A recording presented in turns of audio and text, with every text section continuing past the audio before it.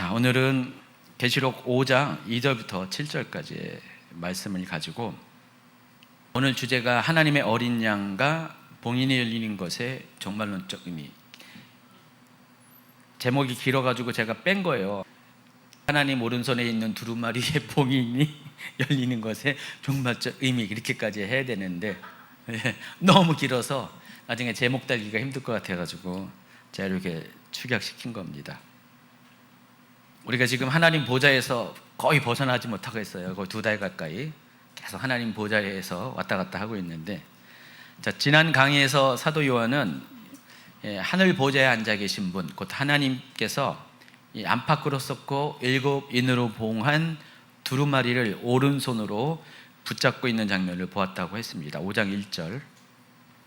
내가 봄에 보좌에 앉으신 이의 오른손에 두루마리가 있으니 안팎으로 썩고 7인으로 봉하였더라. 자, 이 두루마리의 책의 성격이 뭐라 그랬습니까? 마지막 때에 반드시 일어날 그 심판에 대한 계획이 기록된, 심판이 어떻게 시작해서 어떻게 끝날 것이라는 모든 심판의 그 진행 과정이 기록된 일종의 시나리오라고 말씀을 드렸습니다. 하나님은 이미 오래전부터, 태초 이전부터 이 계획을 짜놓으셨어요. 태초에 여러분을 구원하시고자 하나님의 계획도 있는 반면에 하나님께서 또 세상에 대한 심판 계획도 태초에 갖고 계셨습니다. 그래서 제가 이 문법적으로 하나님 손에 오른손에 들려있다라는 이 것이 문법적으로 뭐라 그랬습니까? 들려져 왔던 해서 아주 오랜 과거로부터 지금까지 계속 현재까지 진행되어 온 상태라고 말씀드렸습니다. 그래서 하나님은 구원관 심판의 계획을 동시에 태초 이전부터 세워놓고 지금 하나님의 계획대로 이것들이 진행이 되는데, 그 진행 계획을 기록한 것이 바로 하나님 오른손에 붙들고 있는 안팎으로 씌워져 있고 7인으로 봉인된 바로 이 두루마리라고 말씀을 드렸습니다. 일반적으로 심판하면은 여러분 두려움이 찾아올 겁니다. 심판받기 싫은데 심판 얘기만 해도 두려워 라는 마음이 있을 것 같아요. 그런데 심판은 누구에게만 두렵습니까? 심판받을 자에게만 두렵죠. 악한 자에게는 심판이 두렵고, 오히려 하나님의 사람들에게는, 성도들에게는 이 심판은 두려움의 대상이 아닙니다. 오히려 빨리 와야 돼요. 왜냐하면 심판이 끝이 아니잖아요. 제가 누누이 이야기하지만 이 요한계시록은 어떤 엔딩이라고 했습니까? 새드 엔딩이에요? 해피 엔딩이에요? 자, 그래서 요한계시록이 20장 넘어가면은 21장부터는 해피 엔딩입니다. 영원한 하나님 나라에서 영원한 삶을 누리는 해피엔딩으로 끝나요. 근데 20장까지는 새드 엔딩인데, 그 새드 엔딩의 주인공은 여러분이 아니라 누구라고요? 심판받을 자, 악한 자들입니다. 하나님 앞에서의 악인들을 가리킵니다. 그리고 이 심판 너머에 영원한 하나님 나라가 도래하고 또 여러분은 그 안에 들어가기 때문에 결코 이 심판이 두려운 게 아니라 빨리 심판이 와야지 하나님 나라가 오기 때문에 심판을 빨리 고대해야 돼요. 악인들은 되도록 심판이 안 왔으면 좋겠어요.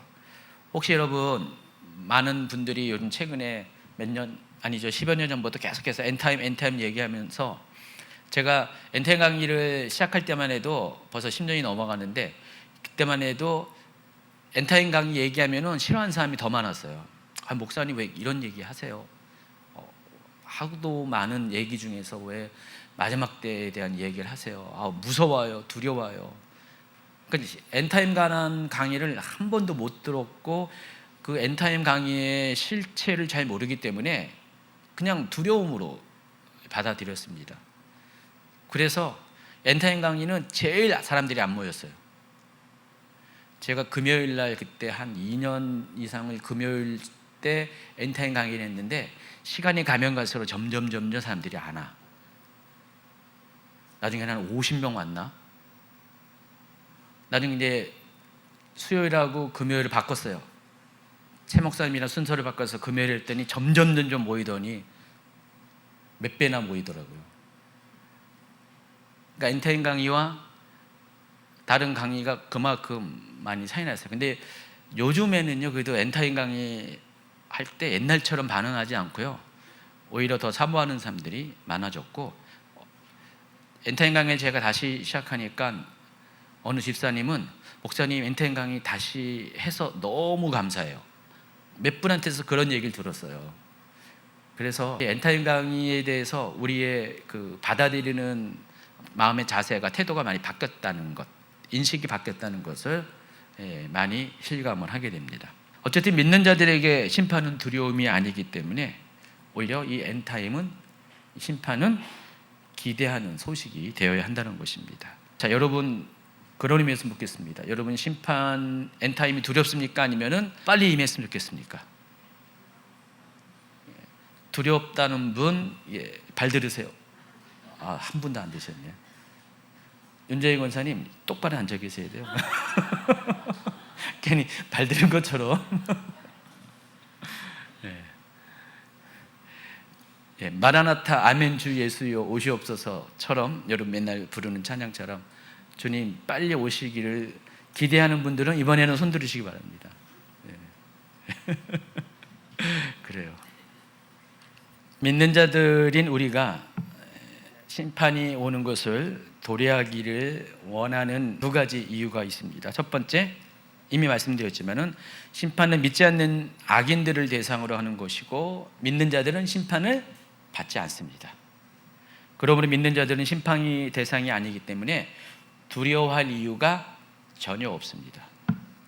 또 심판 너머에는 새하늘과 새 땅 가운데 펼쳐진 영원한 하나님 나라가 도래하고, 믿는 자의 입장에서 그 나라의 도래를 위해서라도 오히려 심판은 빨리 이루어지기를 위해서 기도를 해야 한다는 것입니다. 그러므로 이 두루마리의 봉인은 되도록 빨리 풀려야 하고 그 내용이 공개되어야 합니다.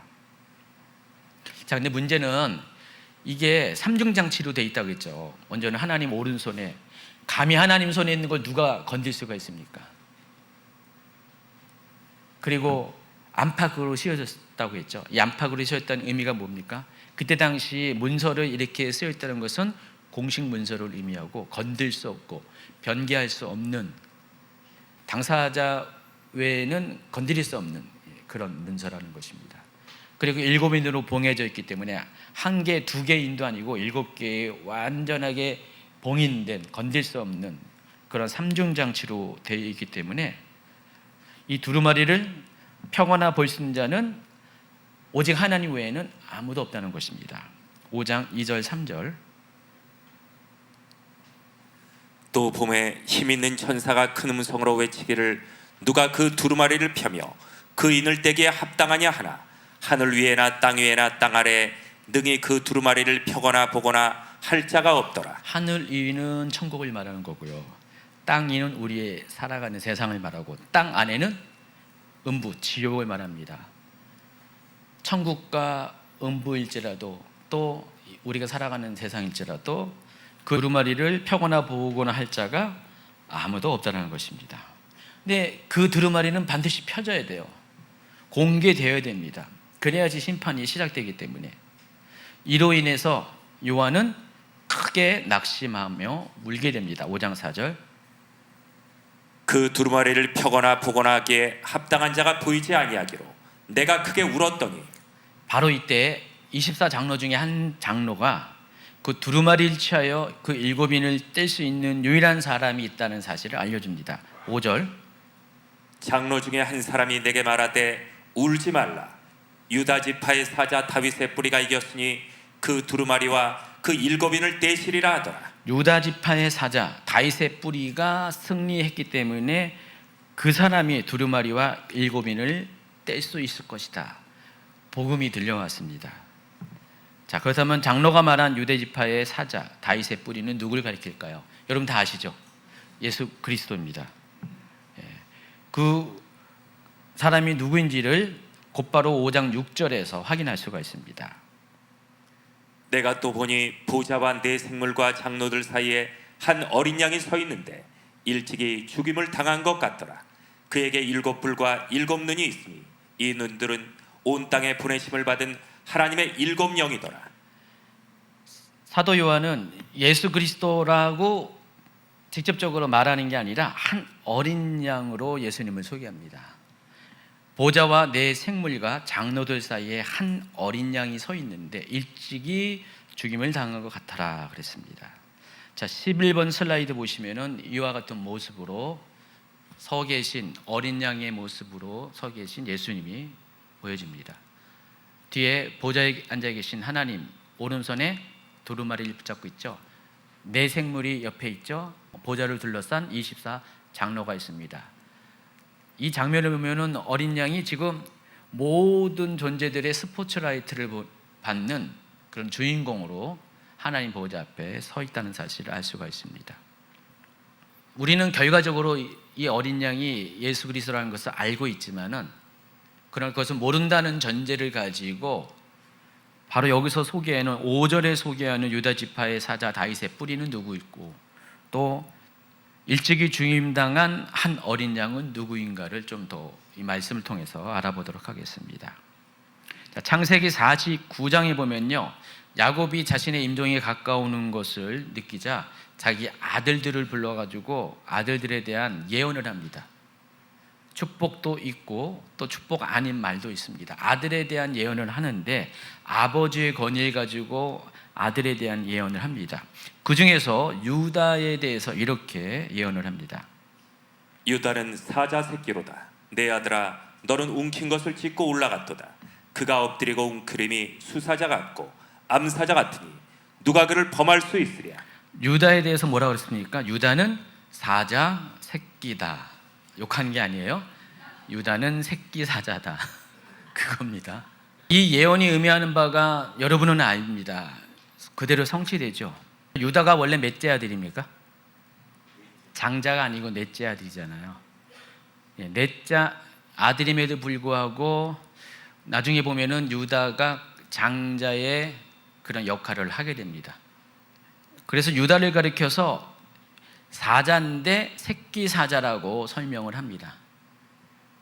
사자가 갖고 있는 뉘앙스가 뭡니까? 동물의 왕이잖아요. 가장 용맹스럽고. 그래서 사자가 상징하는 것은 왕입니다. 왕. 49장 9절 말고도요, 유다에 관한 예언을 쭉 보면은요, 유다에 대한 예언 가운데 실로에 대한 이야기를 합니다. 홀, 왕의 지팡이 홀 이야기도 하고요. 그래서 전반적으로 야곱이 예언한 유다에 관한 그런 미래는 유다 지파가 왕이 될 것이다. 그 얘기를 하고 있습니다. 이 예언을 계기로 유다 지파의 자손 가운데 오실 메시아를 가리켜 유다의 사자라는 호칭이 생겨난 거예요. 이 예언을 통해서 앞으로 오실 메시아는 그리스도는 유다 지파 가운데서, 왜냐하면 유다 지파가 왕의 지파이기 때문에 유다 지파 가운데서 나오게 되고, 그래서 유다의 사자라는 메시아에 대한 별칭이 생겨나게 된 겁니다. 또 이사야 11장 1절에 보면은 이사야는 앞으로 장차 세상에 오실 메시아에 대한 예언을 다음과 같이 합니다. 이 새 줄기에서 한 싹이 나며 그 뿌리에서 한 가지가 나서 결실할 것이요. 이새의 줄기에서 한 싹이 났다. 자, 이새라는 사람이 식물의 줄기로 표현합니다. 줄기가 올라갑니다. 여기서 한 싹이 났어요. 이새의 줄기에서 싹이 모두 몇 개 났습니까? 실제로는 이새의 아들이 몇 명이냐고요? 예, 8명이잖아요. 싹이 8개가 났어요. 그 중에 맨 마지막 싹이 다윗이잖아요. 그래서 이새의 줄기에서 난 한 싹은 다윗을 의미하는 거고, 다윗의 뿌리에서 한 가지가 나서 결실할 것이다. 그러니까 다윗의 후손 중에서 누군가가 오게 될 것인데 그 사람이 바로 메시아라는 것입니다. 그래서 이사야 11장 1절의 이 표현을 가지고 메시아에 대한 별칭이 또 생긴 겁니다. 다윗의 뿌리, 이새의 줄기, 뭐 이런 식으로 표현합니다. 그러니까 유대인들의 생각 속에 메시아는 유다의 사자, 그리고 다윗의 뿌리라는 그런 이미지로 이렇게 박혀 있어요. 이와 같이 두 가지의 조건을 갖춘 사람이, 이 두 가지 조건을 충족시킬 사람이 바로 메시아라는 거예요. 지금 장로 중에 한 사람, 24장로 중에 한 사람이 지금 말하는 게 바로 이겁니다. 유다의 지파의 사자이고 또 다윗의 뿌리인 바로 그 사람이 승리했다라는 것입니다. 그리고 승리했기 때문에 그 사람이 두루마리와 그 7인을 뗄 것이다. 바로 메시아가, 그리스도가 승리했기 때문에, 모든 싸움을 싸우고 승리했기 때문에 그 사람이 드디어 그 인을 뗄 자격이 주어졌고 그 일을 하게 될 것이다 라고 말을 하고 있습니다. 자, 그런데 6절에 보면은 장로는 유대지파의 사자 다윗의 뿌리를 메시아라고 말했고 바로 그분이 예수님이라고 이야기했는데, 정작 지금 요한이 본 메시아의 모습, 예수님의 모습은 어떤 모습입니까? 일찍이 죽임을 당한 어린 양의 모습으로 보좌와 내 생물과 장로들 사이에 서 있다라는 것입니다. 근데 왜 사도 요한은 예수님을, 메시아를 어린 양으로 왜 보게 되었을까? 이 부분에 대해서 퀘스천을 가지시기 바랍니다. 어린 양으로 나타나신 예수님의 이미지는 마지막 때와 관련돼서 어떤 의미가 있는 것일까? 이 부분에 대한 질문을 해보겠습니다. 그래서 어린 양으로 나타나신 예수님의 이미지는 예수님의 정체성과 역할에 대한 아주 중요한 정보를 나타내 보여줍니다. 어린 양이신 예수님을 알기 위해서는요, 요한복음 1장 29절을 읽으셔야 돼요. 같은 저자인 요한이 요한계시록도 썼지만은 요한복음도 썼습니다. 요한 1, 2, 3, 4 썼어요. 요한복음과 요한계시록의 저작 연도가 거의 엇비슷합니다. 큰 차이가 없어요. AD 90년 전후로 해서 아마 요한복음이 조금 더 빨리 썼을 가능성이 있습니다. 몇 년 빨리 기록될 가능성이 있는데 대충 AD 90년 즈음에 요한복음도 기록이 되었습니다. 그리고 나서 이제 요한계시록이 그 뒤에 쓰여져 있는데, 어쨌든 시기적으로 비슷한 시기에 먼저는 요한복음을 썼고 그 다음에 요한계시록을 썼습니다. 자, 그런데 요한복음에 의하면은 예수님에 대해서 사도 요한은 뭐라고 표현했냐? 다른 공간 복음서에는 전혀 언급되지 않은 스타일로 예수님에 대해서 이렇게 표현합니다. 요한복음 1장 29절. 이튿날 요한이 예수께서 자기에게 나오심을 보고 이르되 보라, 세상 죄를 지고 가는 하나님의 어린 양이로다. 사도 요한은 예수님을 가리켜서 세상 죄를 지고 가는 하나님의 어린 양이라고 표현을 했습니다. 지금 사도 요한이 예수님이 자기 가까이 오는데 어린 양으로 보았습니까? 그건 아니잖아요. 하늘나라에서는 어린 양의 모습으로 예수님을 보온 건 맞는데 이 땅에서는 예수님을 어린 양으로 본 건 아니잖아요. 근데도 불구하고 예수님을 가리켜서 세상 죄를 지고 가는 하나님의 어린 양이라고 말하는 것은 예수님의 모습이 어린 양이라서 그런 게 아니라 예수님의 역할이, 정체성이 예수님이 누구시냐라고 할 때, 아, 예수님은 세상 죄를 지고 가는 하나님의 어린 양이야 라는 의미에서 지금 그와 같은 이야기를 하고 있습니다. 자, 어린 양은 이스라엘 희생 제사에서 아주 중요한 요소입니다. 물론 희생 제물을 드릴 때 양만 드리는 게 아니라 소도 드리고 염소도 드리고요, 뭐 가끔 새도 드리고 곡식도 드리는데 모든 제사에서 가장 많이 보편적으로 사용하는 희생 제물이 어린 양입니다. 예, 양이에요. 자, 그런데 특히 어린 양은 언제 희생 제물로 드리는지 기억나시죠? 바로 유월절 때. 유월절 때 드리는 희생 제물은 어린 양입니다. 그리고 이 어린 양의 역할은 사람들의 죄를 대신 짊어지고 죽음으로써 사람들의 죄를 속량하는 속죄 양을 의미합니다. 자, 예수님은 유월절 어린 양으로서, 원래 유월절에는 어린 양이 각 사람들의 죄를 짊어지고 죽는 거잖아요. 그래서 어린 양의 피가 집 밖에 문설주와 임방에 발라져 있으면 죽음의 사자가 그 집을 넘어간다고, 요란다고 여러분 알고 있잖아요. 우리가 그거 뭐 여기 설교하고 그런 지가 벌써 한 주밖에 안 됐습니다. 얼마 되지 않았어요. 여러분 그 기억 아주 명확한데 예수님께서는 바로 그 유월절 어린 양으로 죽으셨고요. 그리고 출애굽 당시에는 각 가정별로 각 사람별로 예수님께서 어린 양의 역할을 감당했다면은 이제 요한복음 시대에는 한 민족의 죄를 담당하는 어린 양으로 세상에 오셨다는 것입니다. 그리고 그 역할을 감당하기 위해서 십자가에 죽으심을 당했습니다. 지금 사도 요한은 지금 요한복음을 기록하면서 예수님이 이와 같이 죽으신 것은 이미 60년 전의 일이잖아요. 예수님이 지금 요한복음이 이 기록이 될 때 예수님의 죽으심은 60년 전의 사건이에요. 지금 요한은 60년 후에 요한복음을 기록하면서 예수님에 대한 모든 것들이 이미 머릿속에 있다 보니까 1장을 기록할 때부터 예수님의 역할이 아예 처음부터 어린 양으로 소개를 하고 있다는 것입니다. 자, 그런데 어린 양으로 오신 예수님의 정체성 또한 역할 또한 어디에 기초했냐면은 메시아 예언에 기초를 했습니다. 아까 이새의 줄기, 다윗의 뿌리가 이사야 11장 1절의 말씀을 근거로 그와 같은 표현을 했다고 그랬잖아요. 그와 같은 별칭이 생겼는데 예수님이 어린 양이라는 이미지도 어디서부터 왔냐? 이것 또한 이사야에서 왔습니다. 이사야 53장 4절부터 7절, 여러분이 너무 잘 알고 있는 바로 그 절들입니다. 그는 실로 우리의 질고를 지고 우리의 슬픔을 당하였거늘 우리는 생각하기를 그는 징벌을 받아 하나님께 맞으며 고난을 당한다 하였노라. 그가 찔림은 우리의 허물 때문이요 그가 상함은 우리의 죄악 때문이라. 그가 징계를 받음으로 우리는 평화를 누리고 그가 채찍에 맞음으로 우리는 나음을 받았도다. 우리는 다 양 같아서 그릇 행하여 각기 제 길로 갔거늘 여호와께서는 우리 모두의 죄악을 그에게 담당시키셨도다. 그가 곤욕을 당하여 괴로울 때에도 그의 입을 열지 아니하였으며 마치 도수장으로 끌려가는 어린 양과 털 깎는 자 앞에서 잠잠한 양같이 그의 입을 열지 아니하였도다. 여기서 그는 메시아를 가리키고 곧 예수님을 가리킵니다.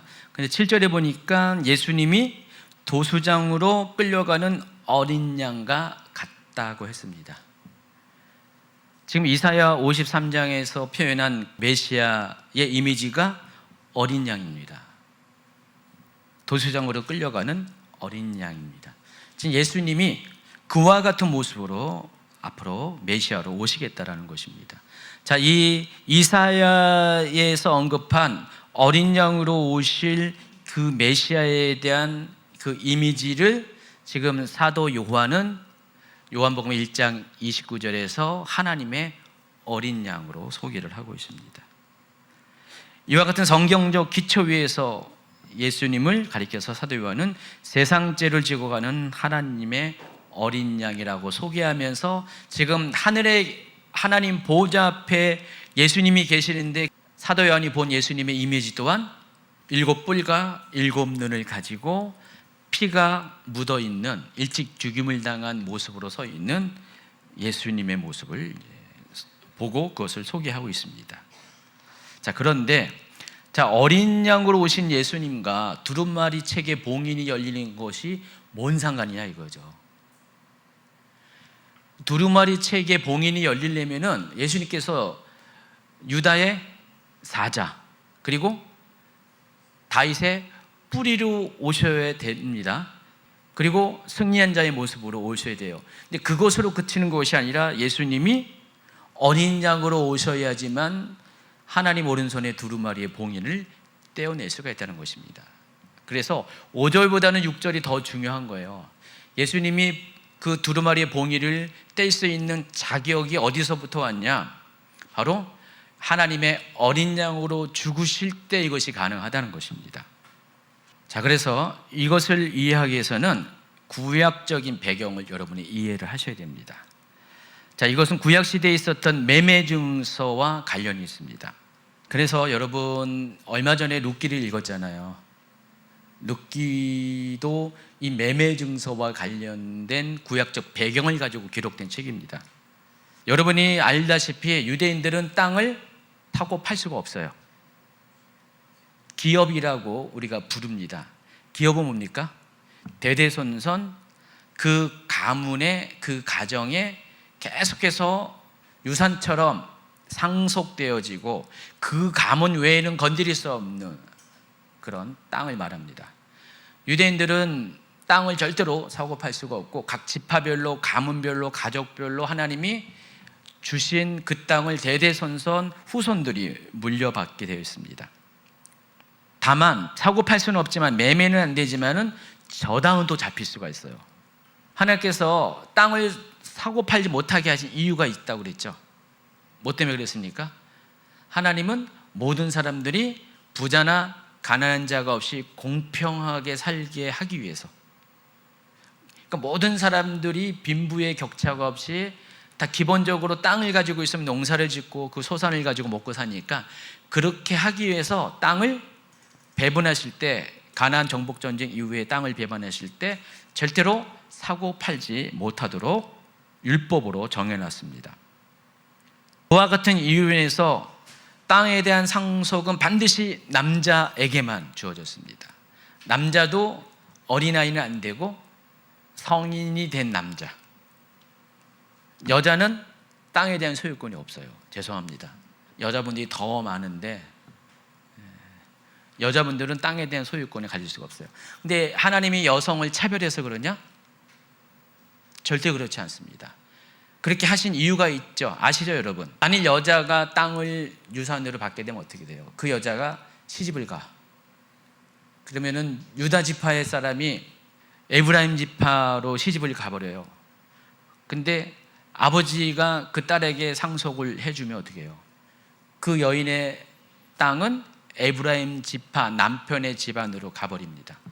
그러면 한 두세 대 시간이 지나면 막 지파의 관계가 다 허물어지면서 하나님이 본래 의도했던 모든 사람이 공평하게 땅을 소유함으로써 가난한 자가 없이 평등하게 살려고 하는 하나님의 계획 자체가 뒤틀려 버립니다. 그래서 여인은 절대로 땅을 소유 없어요. 자, 그런데 이게 이제 출애굽기에 나오는 율법이에요. 근데 이 율법이 보완이 되죠. 어디서 보완이 됩니까? 40년 후에 민수기에서 보완이 됩니다. 민수기 공부하신 분 생각나시죠? 제가 민수기를 강의하면서 몇 가지 초점을 가지고 강의했습니다. 민수기는 광야에서라는 히브리 제목을 가지고 있는 책입니다. 그리고 민수기란 이름 자체가 뭐예요? 백성의 수를 세다. 이스라엘이 광야에서 어떤 생활을 사는 것을 기록한 것이, 알려주는 것이 민수기고요.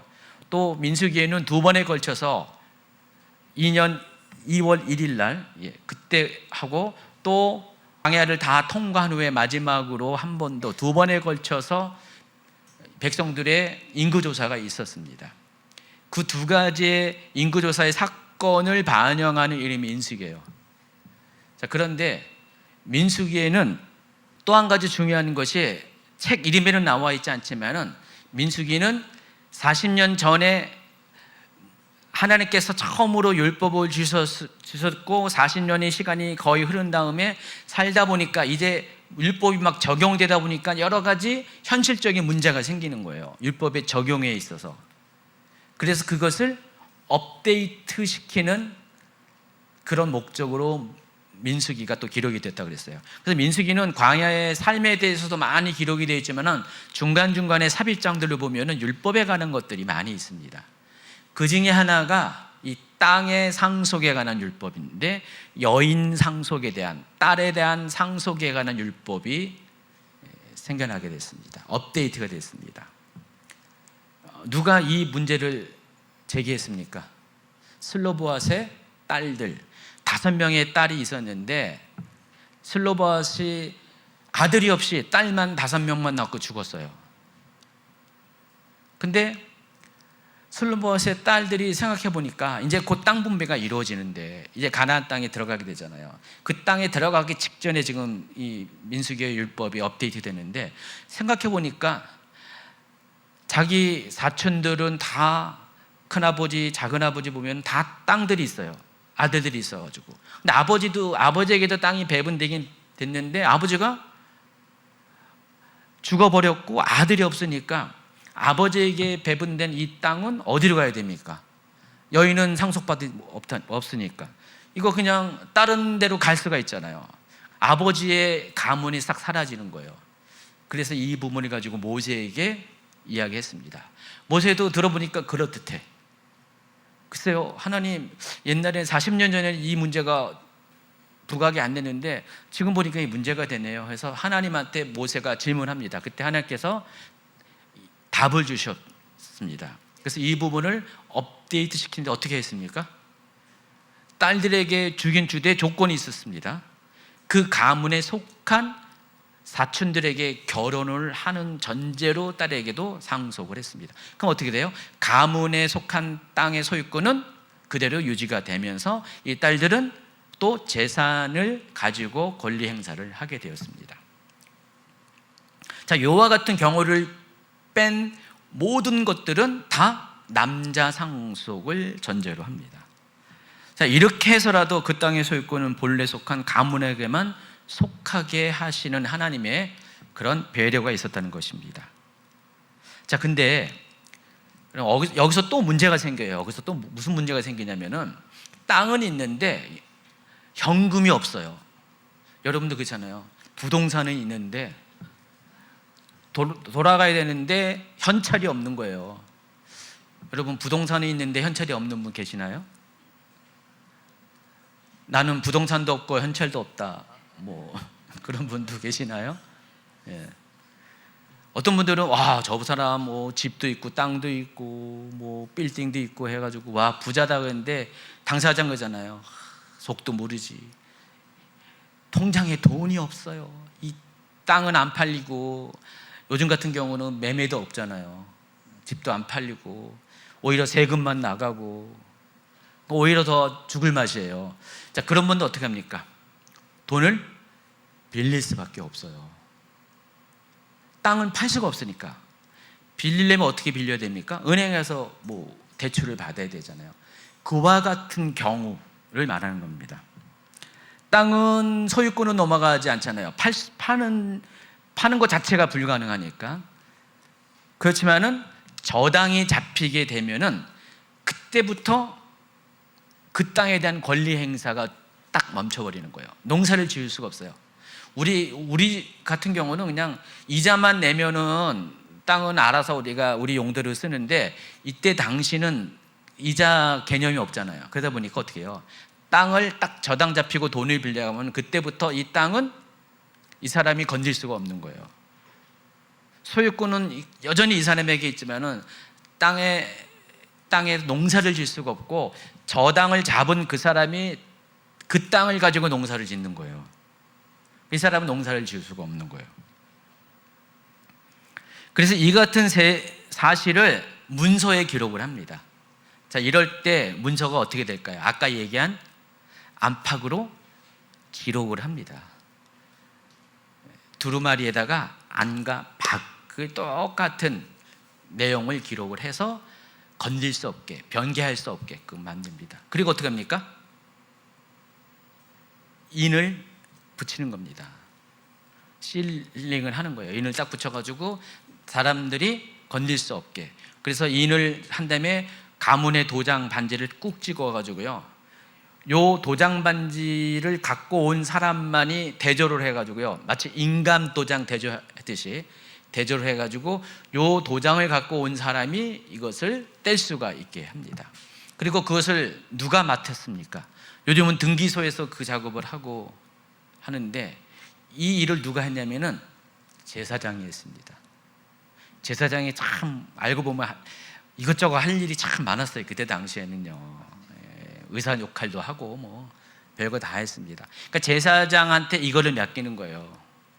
그러니까 저당을 돈을 빌려서 저당을 잡히는 그 두 당사자가 저당 문서를 가지고 써서 이것을 안팎으로 쓴 다음에 도장을 찍은 다음에 제사장 앞에 확인을 한 다음에 이것을 제사장한테 맡기는 거예요. 마치 공중제도와 같은 것입니다. 자, 시간이 흘렀어요. 한 1년 정도 지나고 이 사람이 어떻게 해가지고 돈이 생겼어. 이제 빚을 갚을 수 있는, 저당 잡힌 빚을 갚을 수 있는 여유가 생기면은요, 그때 어떻게 합니까? 자기가 돈을 가지고 그 당사자 두 사람이 제사장한테 가가지고요, 1년 전에 이렇게 저당 문서를 잡아놨는데, 자, 이거 돈을 지금 갚습니다. 그 제사장이 증인이 돼가지고 이것을 이제 저당을 풀어주십시오라고 하면은, 그래요? 하면서 돈 갖고 왔어요? 예. 30세겔 갖고 왔습니다. 그래, 30세겔 딱 보고, 자, 인장 확인할게요 하면서 보니까 이제 도장 찍은 인장하고 이 자기 거랑 똑같아요. 맞네. 딱 띄는데 누가 띱니까? 이거를 제사장이 띄는 것도 아니고 저당 잡은 사람이 띄는 게 아니라 저당을 잡힌 사람이, 당사자가 인을 띱니다. 그리고 쫙 펴가지고 문서를 확인합니다. 그리고 돈을 전달하면은 그 문서를 이 사람이 갖는 거예요. 뭐 찢든지 뭐 어떻게 하든지 자기가 이제 그때부터는 처음에 이 땅 주인이 이 문서를 접수를 하게 됩니다. 자, 그러면은 빚은 소멸되고 그 땅에 대한 권리는 옛 주인에게로 다시 돌아갑니다.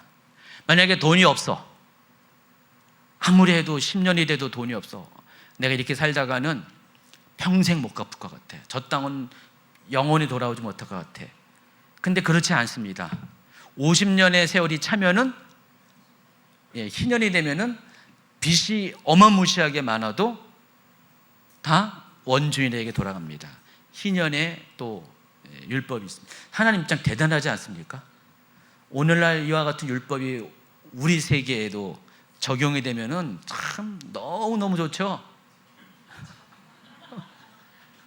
그렇지 않습니까? 어떻게 희년이라는 게 한 개인에게 계약 당일로 따져가지고 50년이 아니거든요.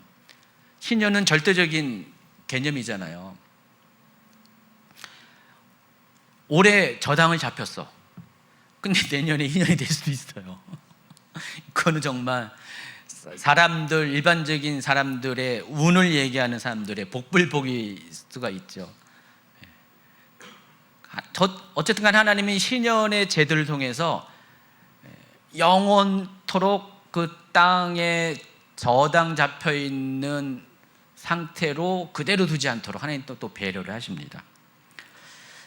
근데 올해 저당을 잡았는데 앞으로 49년을 기다려야 돼. 어떻게 날짜를 계산을 제대로 못 해가지고 지금 급하니까 저당을 잡았는데 앞으로 49년을, 그때까지 내가 살련지 내가 또 장담도 못해. 자, 그런데 나는 돈이 없고, 한 몇 년 지났는데 돈이 없고, 근데 자기 친족 중에서 부자가 있어요. 친족은요,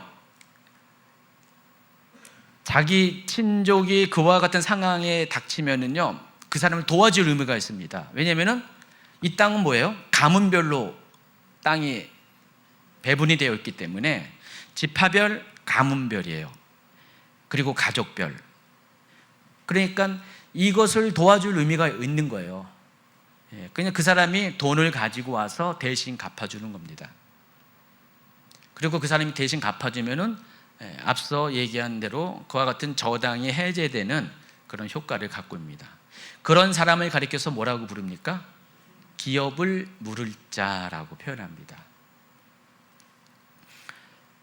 룻기는 이와 같은 유대인의 땅 상속복을 배경으로 기록이 되었습니다. 그래서 룻기 한번 3장 13절 그리고 4장 5절 6절 한번 읽어보시기 바랍니다. 이 밤에 여기서 머무르라. 아침에 그가 기업 물을 자의 책임을 내게 이행하려 하면 좋으나 그가 그 기업 물을 자의 책임을 행할 것이니라. 만일 그가 기업 물을 자의 책임을 내게 이행하기를 기뻐하지 아니하면 여호와께서 살아계심을 두고 맹세하노니 내가 기업 물을 자의 책임을 내게 이행하리라. 아침까지 누워있을지니라 하는지라. 보아스가 이르되 내가 나오미의 손에서 그 밭을 사는 날에 곧 죽은 자의 아내 모압 여인 루색에서 사서 그 죽은 자의 기업을 그의 이름으로 세워야 할지니라 하니 그 기업 물을 자가 이르되 나는 내 기업에 손해가 있을까요? 나를 위하여 물으지 못하노니 내가 물을 것을 내가 물으라. 나는 물으지 못하겠노라 하는지라. 베들레헴 사람 이 나오미의 가정이 그때 기근이 들어가지고 땅은 있지만은 먹고 살 방법이 없으니까 모압으로 이사를 합니다. 이전을 합니다. 모압 땅으로 갔는데 남편도 죽고 두 아들도 죽고 또 두 아들은 그 땅에서 결혼을 해가지고 두 며느리를 얻게 됩니다. 아직 자녀들은 없는 것 같아요. 그걸 봐서 몇 년 시간이 지나지 않은 것 같아요. 모압으로 이전한 지.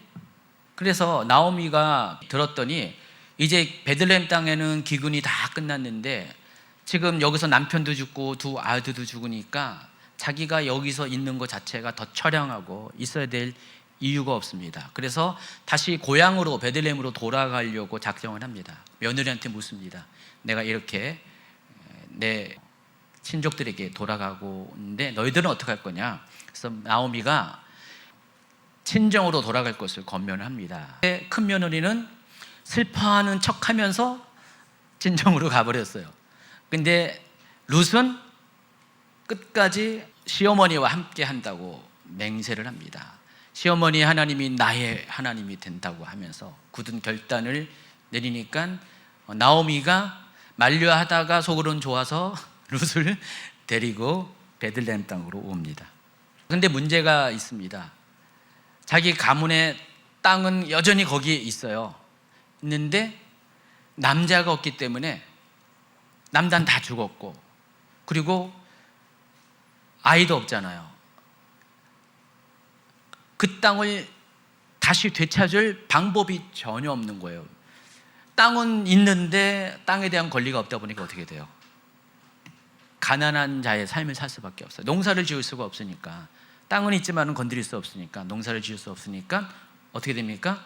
이삭 줍기를 합니다. 그래서 룻이 사람들이 추수할 때 가가지고 하나님이 주신 법이 뭐예요? 율법이 뭐예요?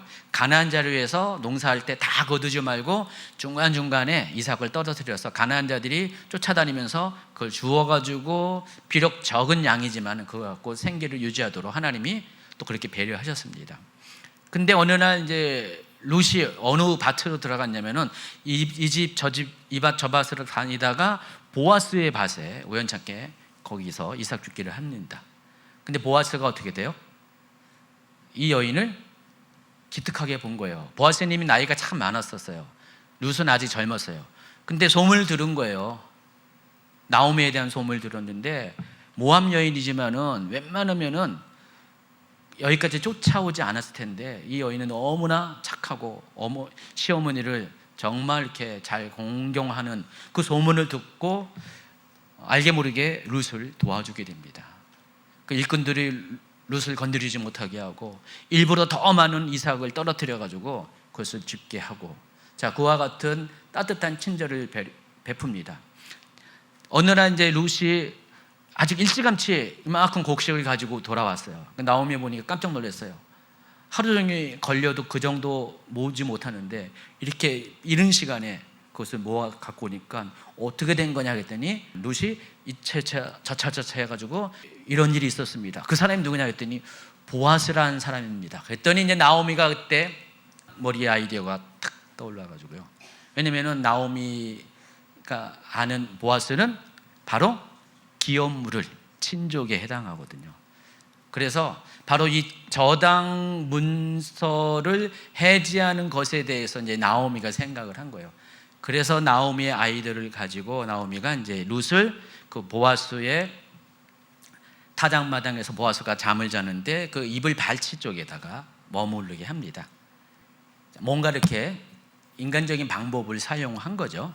근데 그럼에도 불구하고 보아스는 룻을 지켜주면서 결과적으로 나오미가 하고자 하는 생각하는 뜻이 뭔지 알았기 때문에 보아스가 나서가지고 그 기업 물을 자의 권한을 행사하는 공식적인 작업을 시작합니다. 그런데 보아스보다 더 가까운 친족이 한 명이 있었어요. 지금 그 얘기를 하는 거예요. 가까운 친족이 있어가지고 일단은 그 사람에게 먼저 의견을 물어본 다음에 그 사람이 노 하면은 내가 그 다음 순서로 기업을 물으겠다라고 이야기합니다. 그래서 동네에 있는 그 마을에 있는 장로들을 다 모은 다음에 공청회 같은 것을 쭉 합니다. 자, 그때 보아스보다 더 가까운 친족이 먼저 이 부분에 대한 결정을 하는데 이 친족이 생각해 보니까 이건 자기한테 별로 도움이 안 되는 것 같아요. 왜냐면은 이런 게 있습니다. 기업을 물으잖아요. 기업 물으면은 이 땅이 자기 땅이 아니에요.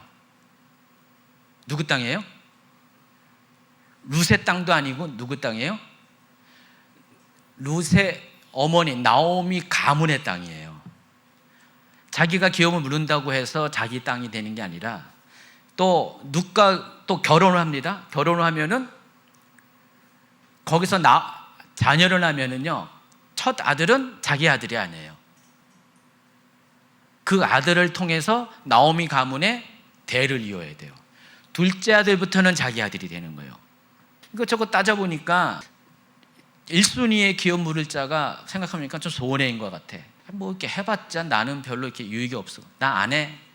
손을 떼어버렸어요. 그러니까 그때 보아스가 나서서 그 기업을 물어주게 됩니다. 자, 그 이야기가 룻기에 나와 있는 이야기입니다.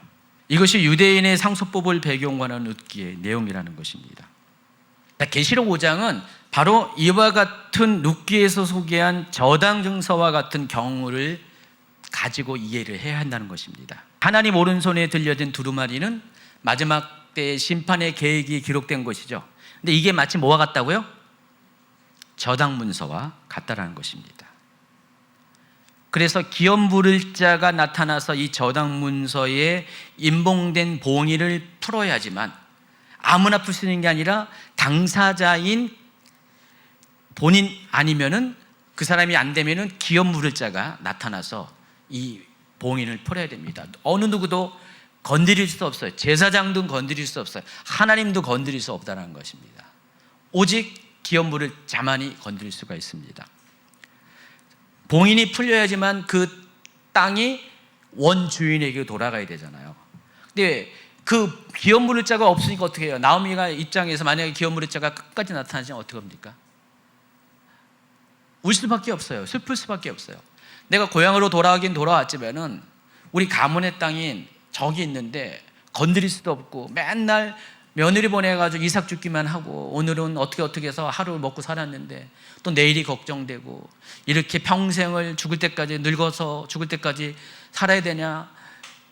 굉장히 과부신세가 처량할 것 같아요. 그렇죠? 울 수밖에 없을 겁니다. 매일매일. 지금 사도 요한이 그와 같은 심정으로 울고 있는 거예요. 이게 빨리 이 두루마리의 인이 띄어져 가지고 그 내용이 공개되고 심판이 있고 그 다음에 영원한 하나님의 나라가 와야 되는데, 심판 너머에 영원한 천국이 하나님 나라가 와야 되는데 그게 오지 않으니까 너무 답답한 거예요. 사도 요한이. 마치 나오미의 심정이 그와 같다는 것입니다. 누군가가 나타나야 되는데 그 봉의를 해제할 자격을 갖춘 자, 오직 그 인을 뗄 수 있는 유일한 자, 당사자 아니면 기업 물을 자가 나타내는데, 그래서 막 울고 있는데 그 인을 뗄 수 있는 사람은 오직 죄와 사망의 권세를 이긴 자만이 그 봉인을 뗄 수 있는 거예요. 그 봉인이 봉해진 이유가 뭐냐면 사람들의 죄 때문에 그런 거예요. 그래서 그 죄를 속죄할 수 있는 사람이 존재하지 않는 한, 대속할 수 있는 사람이 존재하지 않는 한 봉인은 죄로 인해서 봉해진 그 두루마리는 결코 열릴 수가 없다는 것입니다. 근데 그 죄를 대속할 수 있는 존재는 어린 양밖에 없잖아요.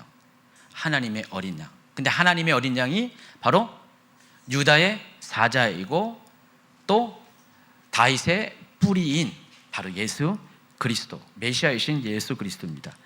근데 지금 이스라 장로가 바로 유다의 사자이고 다윗의 뿌리인 바로 메시아가 지금 여기 있다라고 했고, 그 얘기를 듣고 딱 봤더니 하나님의 어린 양의 모습으로 예수님이 딱 서 계신 거예요. 그러니까 어떻게 해요? 슬피 울던 요한이 갑자기 분위기가 바뀌는 거예요. 기쁨으로 바뀌게 된다는 것입니다. 그래서 예수님께서는요, 보아스와 같이 인간의 친족이 되셔서 지금 어디 하냐면은 316페이지로 넘어갔습니다. 우리 죄를 위해 죽으셔서 죄의 빚을 갚아주시는 기업 물을 자가 되셨고요.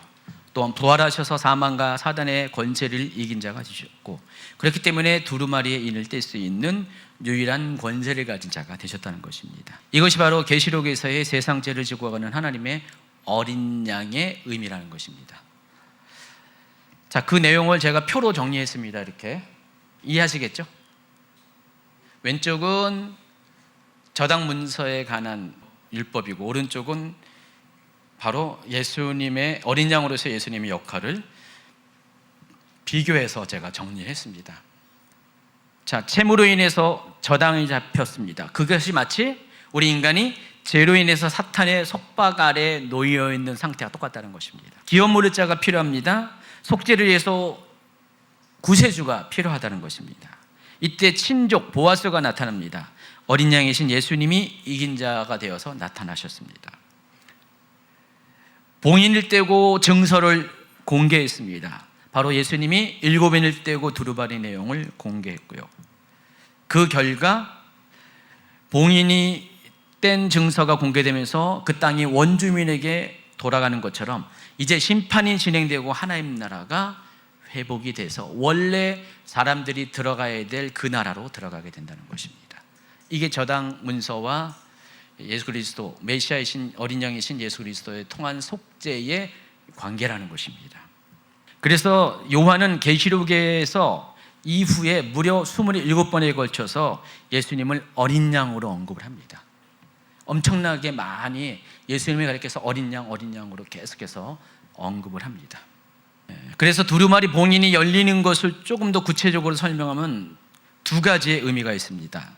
첫 번째, 심판이 진행이 된다는 겁니다. 두루마리의 봉인이 해제되는 것은 심판이 시작된다는 거예요. 누구에 대한 심판이요? 악인에 대한 심판입니다. 그리고 두 번째 의미는 회복입니다. 심판 너머에 하나님께서 심판을 끝내시고 만물을 회복시키죠.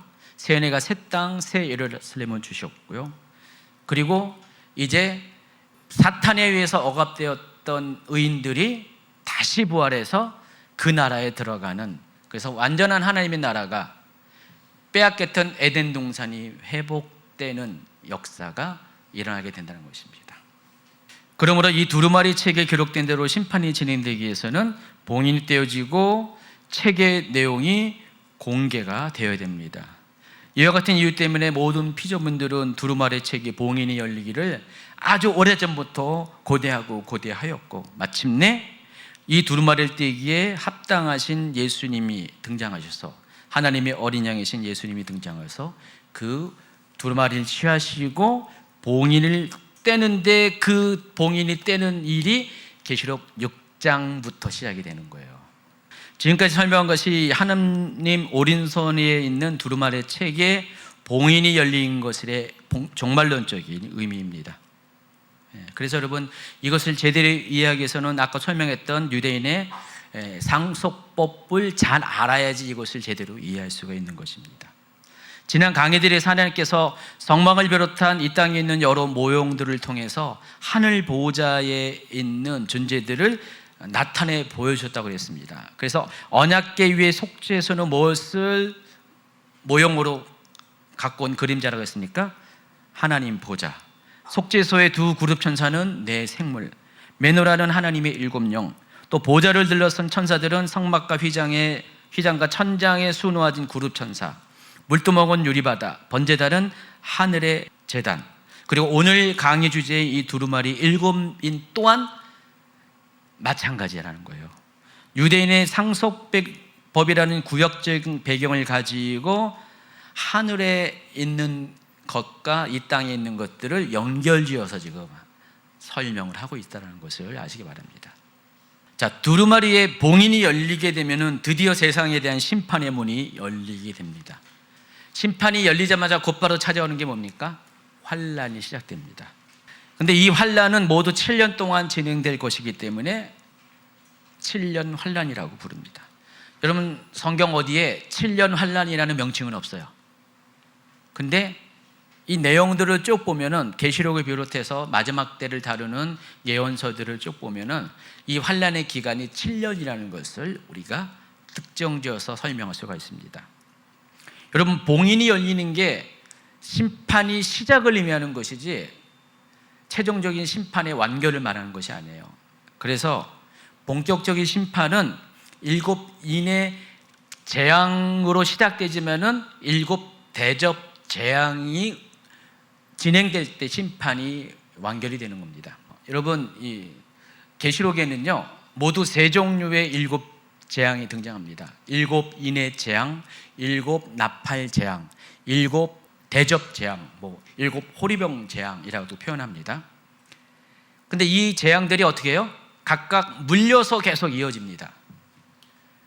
여러분, 7 인의 재앙이 7번째 인이 띄어지면 어떤 일이 벌어집니까?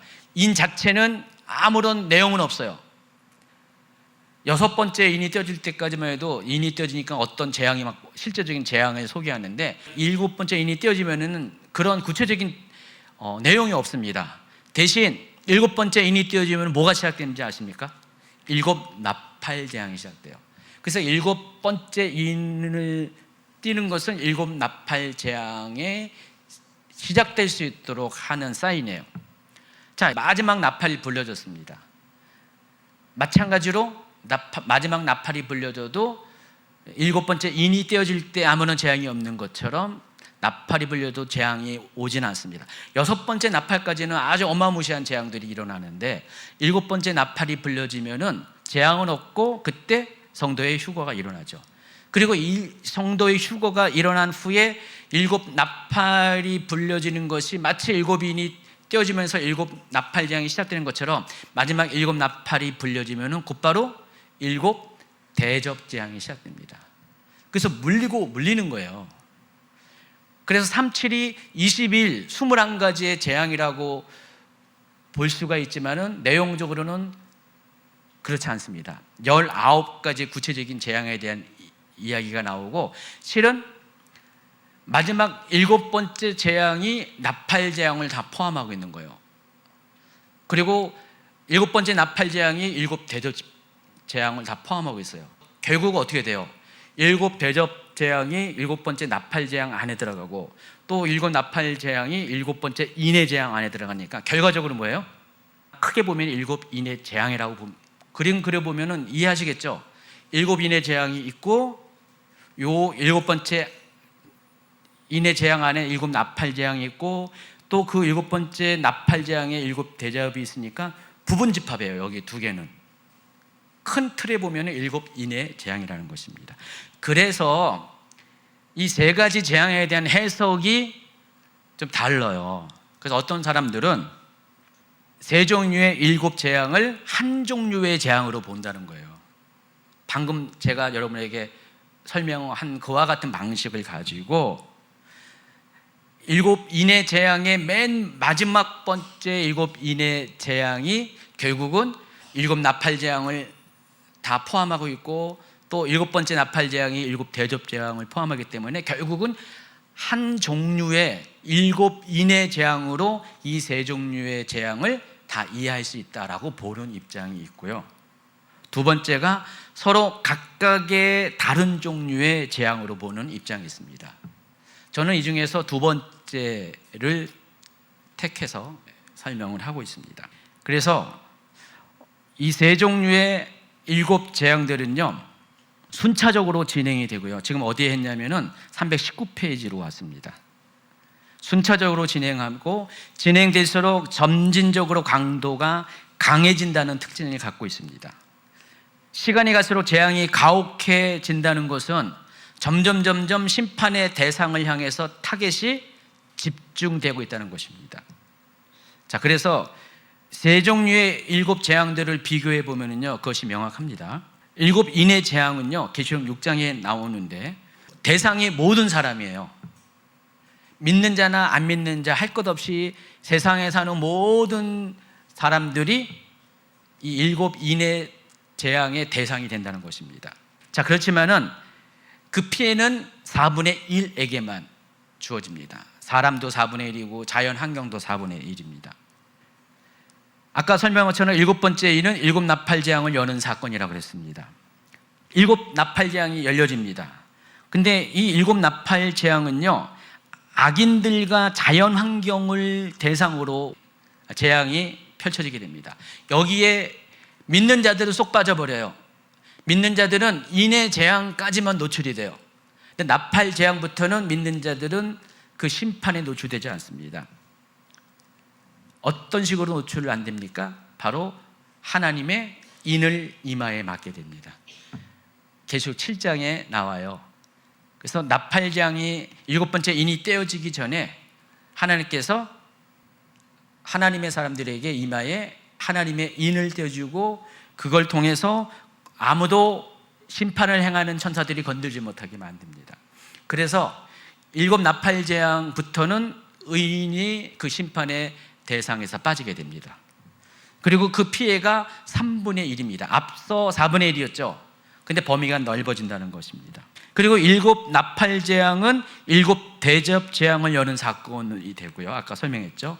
그리고 나서 7 대접재앙은 악인과 악한 세력 그리고 자연환경을 대상으로 하고 그리고 모든 이에게 100% 이 심판의 범위가 넓어집니다. 그리고 7 대접재앙이 끝나면 이 세상은 완전히 멸망을 하게 됩니다. 만약 이와 같은 순서로 진행이 된다면 7인의 재앙은 세 종류의 7 재앙 중에서 가장 낮은 수준의 재앙이 될 것입니다. 그리고 성도들도 비록 악인이 아닐지라도 하나님의 계획 가운데 필요에 의해서 이 7인의 재앙을 동참하게 된다는 것입니다. 그래서 저는 7인의 재앙을 징조로 설명을 했고요. 나중에 이제 더 자세히 가르쳐 줄 겁니다. 그리고 7 나팔 재앙은 경고, 그리고 7 대접 재앙은 본격적인 심판. 근데 하나님께서 왜 7인의 재앙 가운데 성도들을 통과하게 했는가? 그 이유를 아셔야 돼요. 뒤에 나중에 설명을 할 겁니다. 간략하게 설명하면은 바로 성도들 하여금 정결하게 하기 위해서. 사람은 고난을 통해서 정결해지잖아요. 근데 하나님은 7인의 재앙의 목적 자체가 심판이 아니잖아요.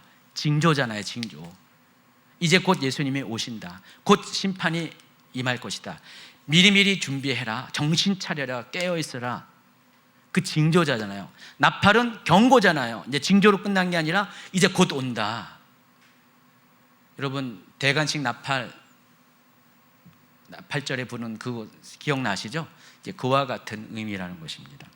왕이 오신다. 곧 왕이 오시니까 조심해라, 조심해라. 왕이 왔다. 7번째 나팔이 불릴 때 왕이 오신 거죠. 그래서 이거와 관련돼서 휴거의 시기도 또 결정이 되는 겁니다. 이와 같은 세 종류의 7 재앙을 어떻게 해석하냐에 따라서 휴거의 시기도 결정이 되고 환난의 대상과 범위가 달라진다는 것입니다. 여러분이 잘 알고 있는 휴거설은 3가지의 휴거설이 있습니다. 근데 이 휴거설도요, 전천년설에 해당하는 휴거설이지, 천년왕국도 3종류의 주장이 있잖아요. 생각나시죠? 천년왕국도 세 가지 주장이 있습니다. 전천년설, 천년왕국 전에 예수님이 전에 오신다는 게 전천년설이고요. 후천년설은 예수님이 천년왕국 뒤에 오신다는 것. 완전히 천년왕국을 두고 정반대 이야기를 하죠. 그리고 무천년설. 무천년설은 뭡니까? 천년왕국을 천년이라는 시간 문자로 보는 것이 아니라 상징적인 의미로 보고 천년왕국에 예수님 왕노릇하고 믿는 자들이 같이 거하는 요 시기를 바로 교회가 세상을 통치하는 시기라고 보고 있다고 했죠. 지금이라는 거예요. 지금 무천년설에 의하면 천년왕국이라는 거예요. 여러분이 살고 있는 이 시간이. 이 3종류의 천년왕국이 있고요. 그 중에서 전천년설에 휴거와 관련돼서 3종류의 휴거설이 있는 거예요. 여기에 따라서 신앙관이 다 달라요. 어떤 천년왕국설을 내가 인정하냐에 따라서, 또 휴거설도 어떤 휴거설을 인정하냐에 따라서 신앙관이 다 달라요. 굉장히 이게 아주 미묘하면서도 굉장히 중요한 결정을 줍니다. 어쨌든 휴거가 7년 환란이 시작되기 일어나는 경우로 환란 전 휴거설이라고 이야기하고, 이럴 때 그 대상은 믿지 아니한 자와 불순종한 자라고 또 이야기합니다. 그러니까 7년 환란이 시작되기 전에 믿는 자들은 다 휴거를 당한다는 거예요. 그래서 믿는 자들은 환란 가운데 있을 수가 없다라는 거예요. 그래서 환란절 휴거설에 의하면은 믿는 자들은 재앙을 당해요, 안 당해요? 전혀 안 당한다는 것입니다. 그리고 7년 후에 휴거가 일어나는 경우는 어떻게 됩니까? 반대로 악인이나 의인이나 할 것 없이 다 환난을 통과해야 된다는 것입니다. 근데 성경을 보면은요, 성경을 문자적으로 이 계시록을 보면은 또 다른 구약의 선지서를 보면은 환난 전 휴거설, 환난 후 휴거설보다는 중간 휴거설이 맞아요. 그래서 하나님께서는 일정 기간 동안은 성도들도 환난을 통과하면서 불순물들이 빠지고, 아직 심판은 본격적으로 온 거 아니기 때문에, 아직 기회는 있기 때문에 아직 그냥 중간지대에 있는 사람들이 정신을 차리고 6가지의 인해 재앙을 통과하면서 정신을 차리고 하나님께로 돌아오는 기회를 마지막으로 더 주시는 것이 하나님의 성품과 하나님의 그 섭리로 따진다면 그게 가장 타당한 것이라고 저는 생각을 합니다. 어쨌든 이 부분에 대한 것도 나중에 엄청난 시간을 여러 가지 자료를 가지고 다 설명을 할 거니까요. 그렇게 아시기 바랍니다. 이제 진짜 끝납니다.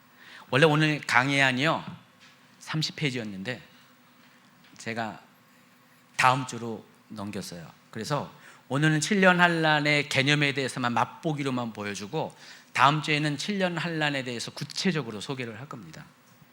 그래서 마지막 때의 일들은 다 중요한데 그 중에서도 7년 환난이 더 중요합니다. 왜냐하면 마지막 때의 중대한 사건들은 대부분이 이 7년 환난 기간 중에 발생하기 때문에 그래요. 여러분 계시록을 보면은요, 제가 표로 소개를 했잖아요. 계시록이 모두 22장까지 있는데 1장부터 5장까지 그리고 21장부터 22장까지 요 사이드에 있는 내용들을 제외한 가운데 있는 6장부터 19장까지의 내용들은 다 뭐와 관련된 기록이냐? 7년 환난과 관련된 기록이랍니다. 그러니까 계시록 전체 분량의 무려 63%가 7년 환난에 관한 이야기라는 거예요. 그럼 계시록이 이와 같은 비중을 가지고 7년 환난을 이야기했다면 7년 환난이 마지막 때 주제에 있어서 엄청 중요하다는 사실을 여러분이 알 수가 있습니다. 그래서 이 7년 환난 기간 중에서 여러분이 중요하게 여기는 대부분의 사건들이 여기서 벌어집니다. 세 종류의 7 재앙들이 이 7년 환난 가운데 펼쳐지고요. 그리스도의 공중 강림과 성도의 휴거도 이 기간 중에 일어나고요. 두 증인의 사역과 적그리스도의 활동도 이 기간에 포함되어 있고요. 그리스도의 지상재림과 아마겟돈 전쟁도 이 기간의 끝 무렵에 일어납니다. 상당히 아주 중요한 이슈가 되고 있는 사건들이 다 이 7년 환난 기간 안에 벌어지고 있다는 사실을 아셔야 됩니다. 결론적으로 7년 환난을 어떻게 해석하고 이해하는가에 따라서 계시록에 대한 해석이 방향이 확 달라져요. 서울로 갈 수 있고 부산으로 갈 수가 있다는 것입니다. 제대로 하나님이 말씀하신 제 길을 찾아갈 수 있고 엉뚱한 길로 갈 수가 있습니다. 그래서 이 마지막 때 연구에 있어서 7년 환난을 이해하는 것이 너무너무 중요하다는 사실을 아시기 바라고요. 다음 주에 이 7년 환난에 대한 한 가지 주제만 가지고 다음 주에 제가 다뤄드리도록 하겠습니다. 오늘 한 내용이 좀 어렵습니까? 여러분 기억하셔야 될 것은 어린 양으로 오신 예수 그리스도, 그리고 예수님이 왜 어린 양으로 오실 수밖에 없는가? 그것은 바로 구약의 땅 상소법과 관련된 매매 증서, 겨당 증서와 관련이 있다는 사실을 아시기 바랍니다. 예수님이 우리의 죄를 대속해 주어야지만 저당 문서가 봉인이 해제되듯이 하나님 나라의 심판이 열리게 되면서 영원한 하나님 나라가 심판 너머에 오게 되기 때문에 예수님은 어린 양으로 오실 수밖에 없다는 사실을 아시기 바랍니다. 우리 함께 찬양하고 기도하는 시간 갖도록 하겠습니다.